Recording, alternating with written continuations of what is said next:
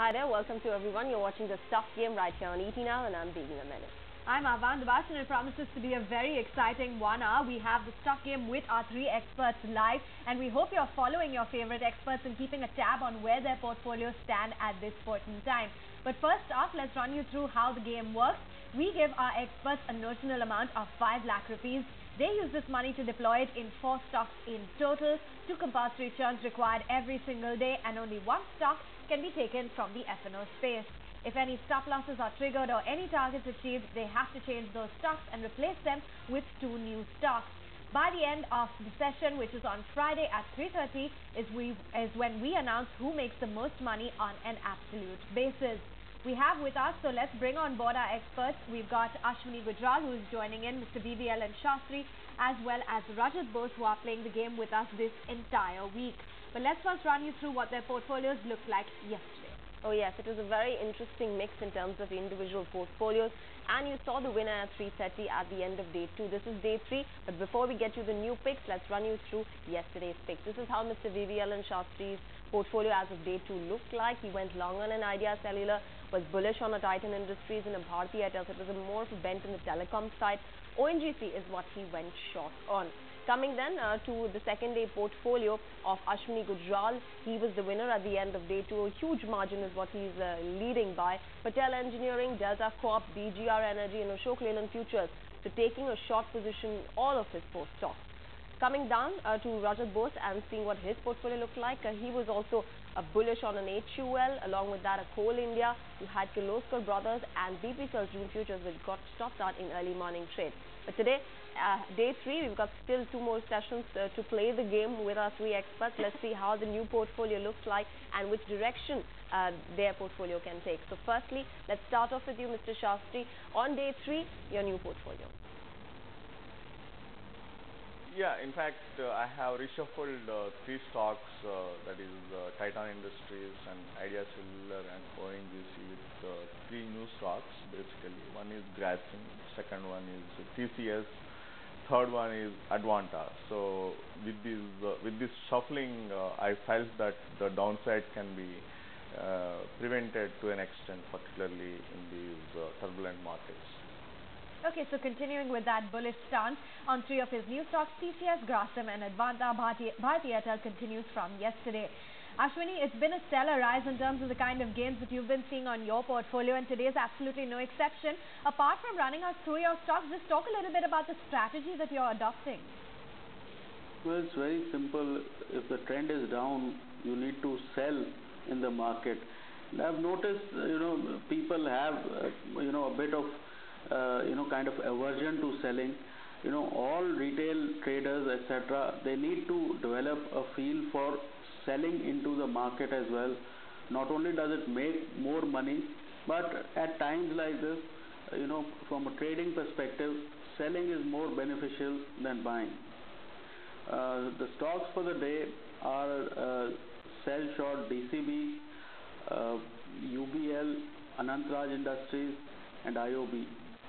Alright, so those once again stacking up as a completely short portfolio there for Ashwini Gujral, seeing a downside in the market carry on, and those are the 4 stocks that he's going short on. Coming to you, Rajat, and day 3, how does your portfolio look?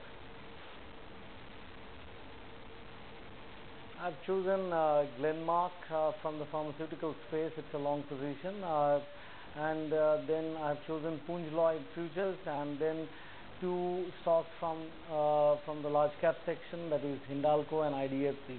All are long positions, and I'm still expecting that recovery, although it has proved to be very elusive, but at current levels, at least I'm not very comfortable shorting. That's the reason why I haven't taken any short positions. Okay, so a different strategy being adopted by Rajat Bose, and those are his 4 stocks which he's going completely long on. But let's pull up the calculator plate to give us a better indicator, and I'm sure you're following your favorite experts. So here is an insight as to what the calculator looks like. Mr. VVL Shastri continues the Bharti Airtel from yesterday. TCS is what he's losing on. So all in all, 0.6% shaved off from day 1. 3,000 rupees is what Mr. Shastri is currently losing. Ashwini Gujral, and this is from day one. He's making gains on two of his counters, Anantraj and IOB, but losing out on the other two, 11.5%.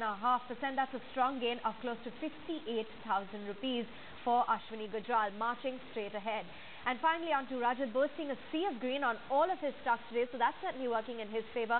But since we've been calculating the gains from day one, he's losing about 13,000 rupees. 2.5% is what is being shaved off.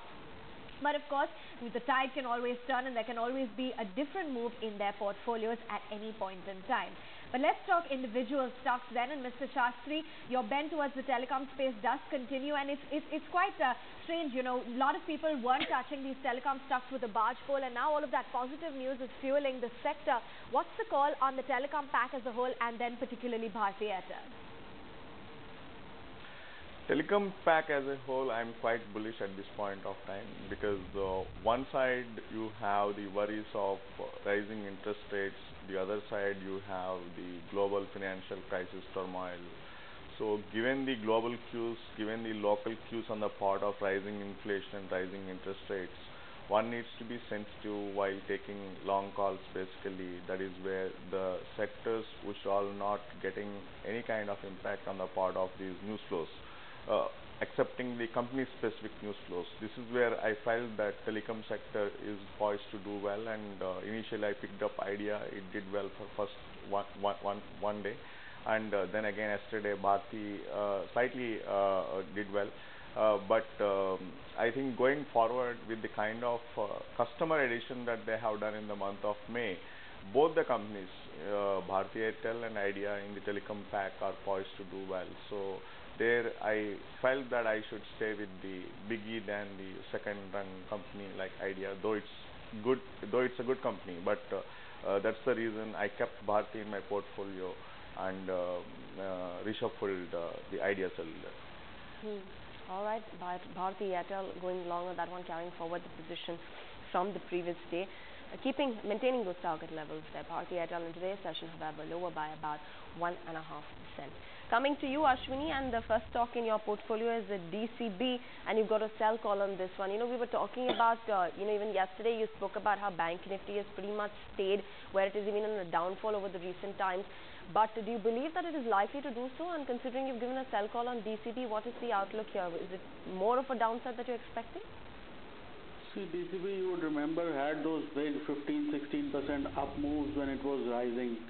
Now it's not been able to cross the 63 to 65 kind of zone, has turned twice. So, this one looks like a decent selling candidate. And basically, the banks, the smaller banks are showing a lot of weakness.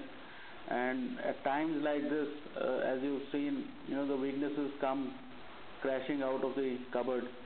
So DCB we can sell with a stop about 59, and a target of 50 is possible. This bank generally tends to trade between levels of 40 and 65, 70, and it's probably heading towards the lower end of its band. Okay, a stock which trades in a band of about 40 to 70, heading towards the lower end. And you can see the crunch coming in, a steep fall over the past 7 days, 11% shaved off DCB. And Ashwini is short on it. Let's talk about the first stock coming into Rajat Bose's portfolio, and it's a Glenmark. So you're betting big on the pharmaceutical pack, Rajat? Not betting big. I've actually have about 470 shares and that notional portfolio at 309.05. that was yesterday's close. My feeling is that the Glenmark in the recent past is showing some traction. In fact, it is attracting some buying, and I've kept a moderate target of 316, but overall this stock looks pretty good. In fact, it can move up to something like 345 to about 355 over the medium term, and if you are patient enough, then it can give further gains. So that's the reason why I've chosen that. It's short term as well as medium term look pretty good. Now depends as to how it performs. Happy to see that there is some green on the screen. All right, green on the screen for Glenmark Pharma. Remember, just recently as well, it had a good run of about 4 to 5% in the last 2 days trade. The stock is up 4 to 7% right now, 310 at last count. Coming to you, Mr. Shastri, for your second stock in the portfolio, it's an IT big boy there, TCS. We have CLSA downgrading the IT industry and particularly Infosys and TCS, to which TCS retaliated that it is unfair to have such a big downgrade there, and the concerns that are stated with regards to visa as well as the US economy downturn is a little overstated. Are you in concurrence with that, and do you see TCS moving up further, which is why you've given the buy call?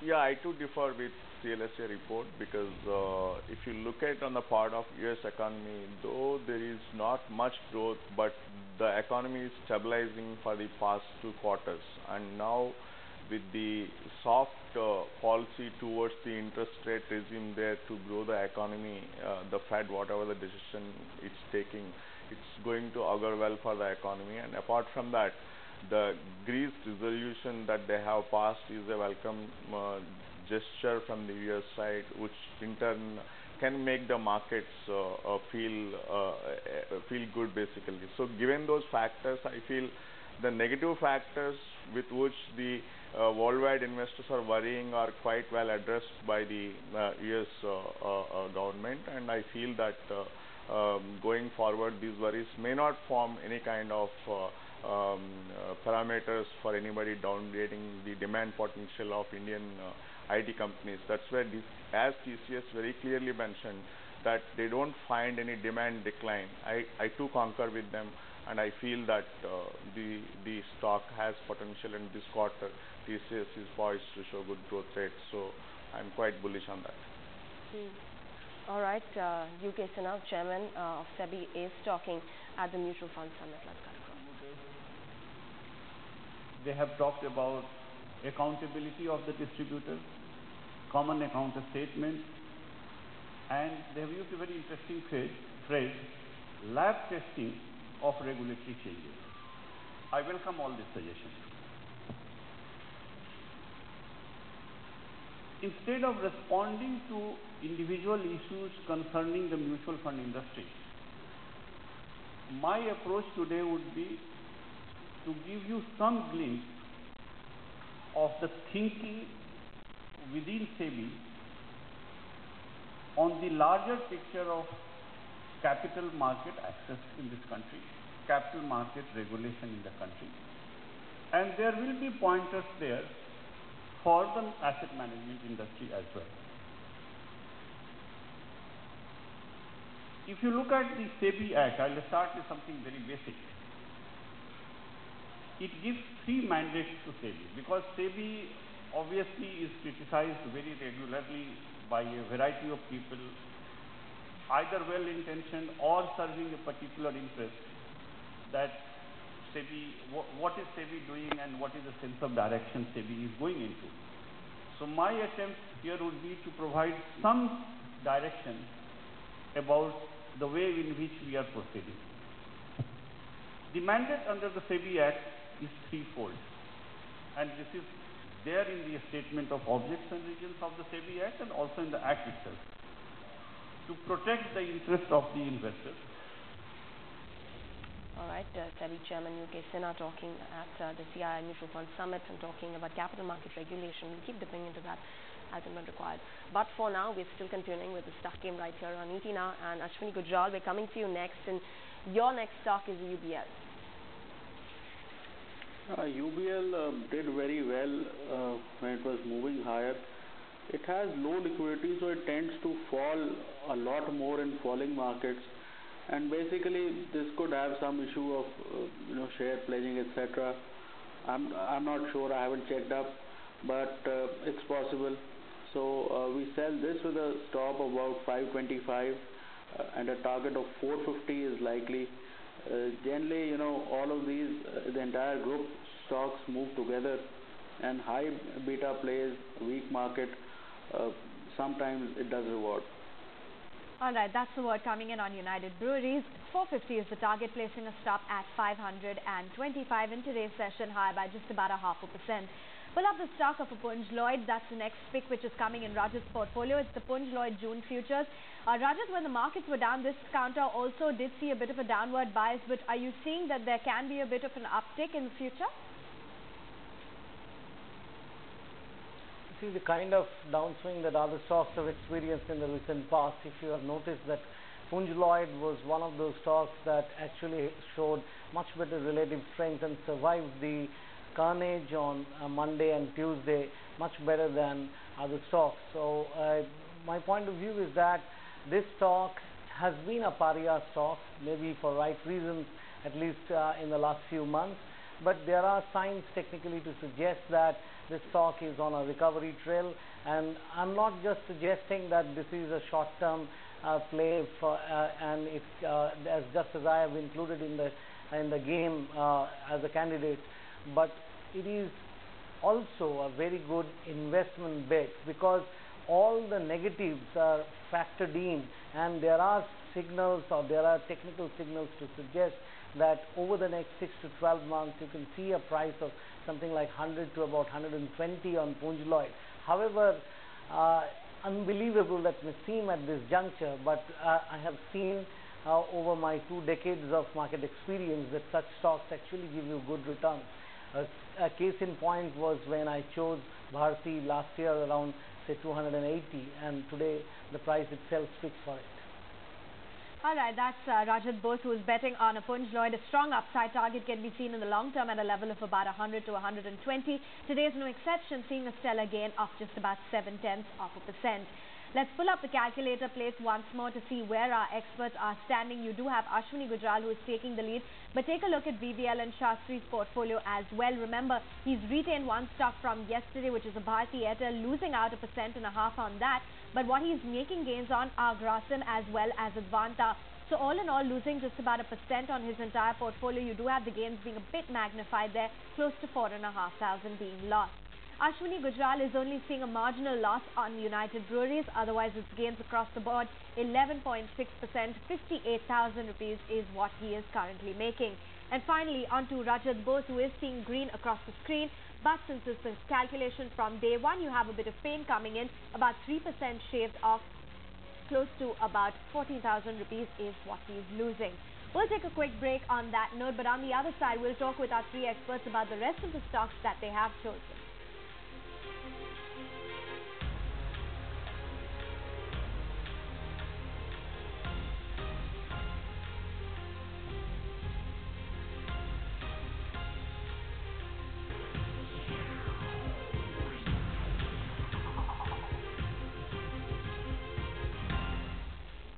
Alright, welcome back. You're watching the stock game right here on 18 Now. Address was flashes where Calcutta High Court refuses to hear Tata Motors' plea on single land. Remember, we were talking about this, that they have moved the Calcutta High Court with regards to challenging the single bill, which was, you had the move coming after the West Bengal government took possession of the single land. But now you're getting news about the Calcutta High Court refusing to hear Tata Motors' plea on single land. The stock price right now down about 7.6%, 929. Below that 1,000 mark is where Tata Motors is trading at, and closer to the lowest point of the day, rightly so.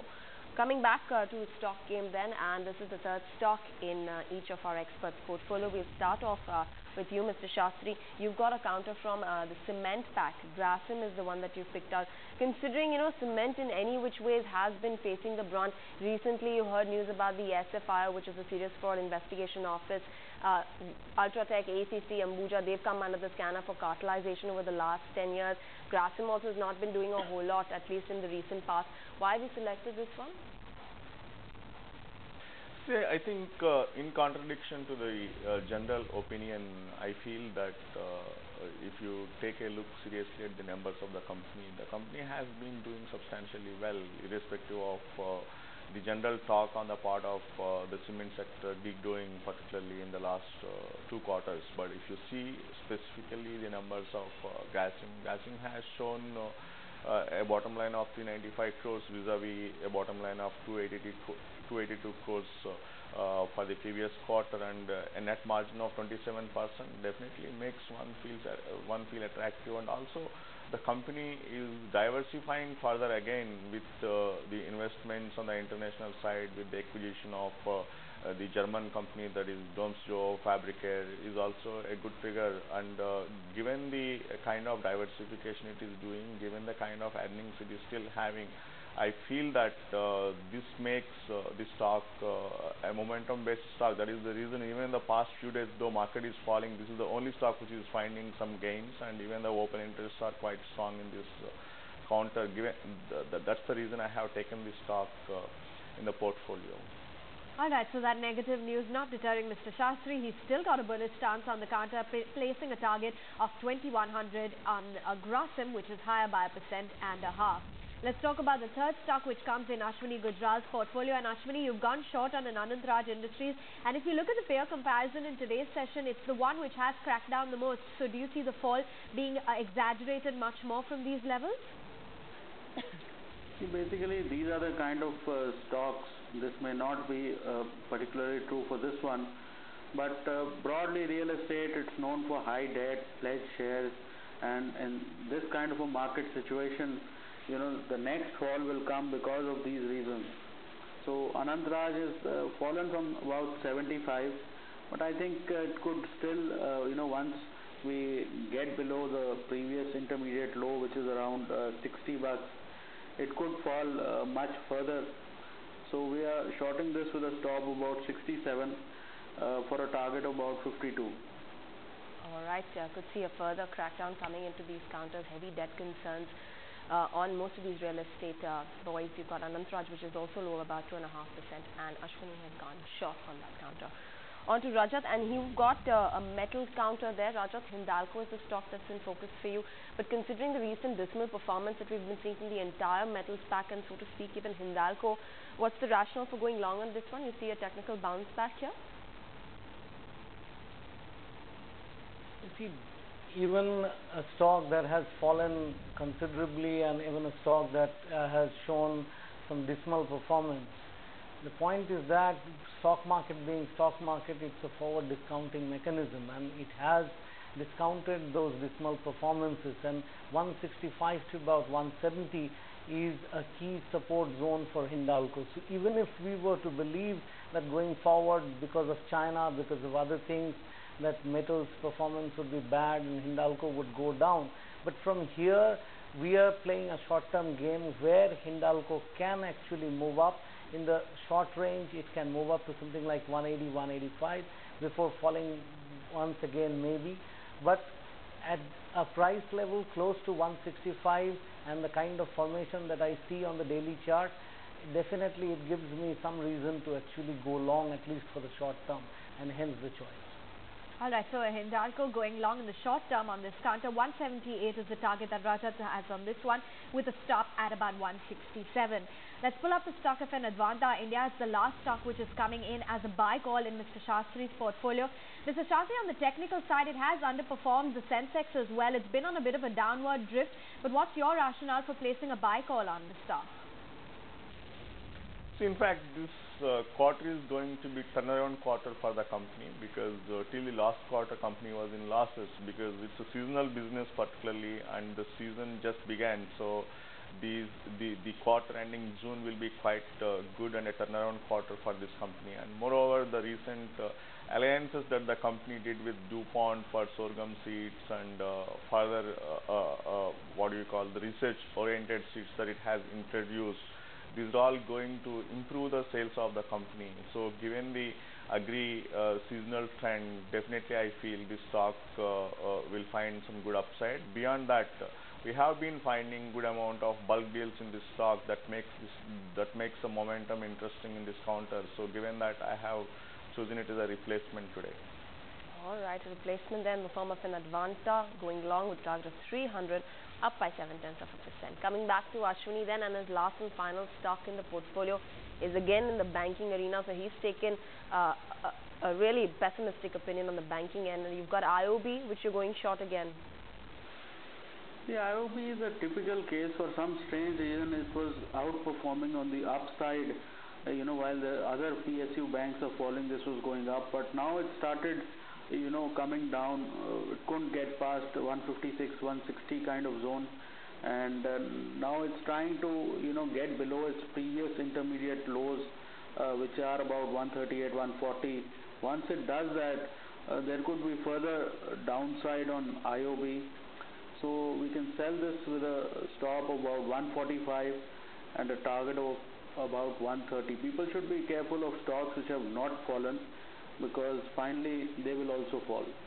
Okay, so a word of caution coming from Ashwini, and IOB also under pressure in today's session, lower by 1%. It's a pretty different stance that you have, Rajat. While Ashwini is going short on most of the banking counters, you've got one in the financial space, an IDFC, which you've got a buy call on. Is this a different strategy that you're adopting, or would you also be a bit cautious on some of these banking counters? Yeah, I would say that yes, banking stocks in general they are showing weakness, but let me be very clear about the stance that I have taken, that I'm going long here. At least what I still believe, having studied the Nifty charts as well as the pivotal counters, that from this range of 5250 or say 5300, I'm actually not seeing a major fall, just as on your screen sometimes I get to see 4800 or 5000 being breached immediately or within this current downswing. I really do not see that. On the other hand, I foresee a good bounce, and whenever you see a good bounce in the Nifty, the banking and the financial stocks join in and they posit good rallies. And of course, it is a generalization. Sometimes it may happen, sometimes, or most cases in the recent past it has happened. In some cases it hasn't happened, and there are no rules in the market that are carved in stone. So I'm still banking on a rally in the banking and financial space. And if you look at the last 3 days, barring say today's price activity in IDFC, this chart clearly suggests that if you are a technical analyst and if you are waiting for the next 2 to 3 days, you can't do anything but go long on IDFC, and that's what I have done. All right, so not seeing a further crackdown from current levels, and probably going long on an IDFC there. A target of 125 half is what Rajat sees on that one, and it's working in his favor because the stock is up almost 1.5%. Let's quickly run you through how they stack up in terms of a position, a leading position in today's session. We'll get to know the winner at the end of the trading day, but this is how it looks at this point in time. So that's Mr. Shastri's portfolio, losing out on a Bharti Airtel since the time he's included it in its portfolio. TCS is the other one that he's gone long on in today's session. Grasim, Advanta, he's making money on a Grasim, but overall losing 1.5% on his portfolio. Ashwini Gujral, no taking it away from him. A good effort there, and the charts, and the screen really reflecting that as well. A sea of green across the board. Anand Raj making the most for him. And all in all, till date, a profit of 61,000. Rajat Bose, and that's his portfolio. He was green across the board, except for a slight bit of pain coming in Hindalco, which has moved into the red, and down about 3.5% in terms of his total calculator plate. Or 16,600 odd rupees is what he's lost out. Okay, so Ashwini Gujral is clearly taking the lead, but let's just address some of those flashes. You have the finance minister who's saying that one should wait some time before showing concerns regarding the monsoons. Remember, you do have the Met Department coming out and saying that the monsoon rain in India this time around will be below normal for the second time in 3 years, and that will potentially lower the farm output and accelerate inflation, which is in fact the highest among the Asian economies. The rainfall will be about 95% of the 50-year average in the June to September season, and that's really what the Met Department is saying. But the finance minister trying to quell those kind of worries, saying that it's to wait a little while before showing any concern for the monsoon. Those are the benchmark indices not doing anything in today's session. The Nifty at about 52.76 right now, and the Sensex also lower significantly. Let's take time out then to thank our 3 experts who joined in today on the Stock Game.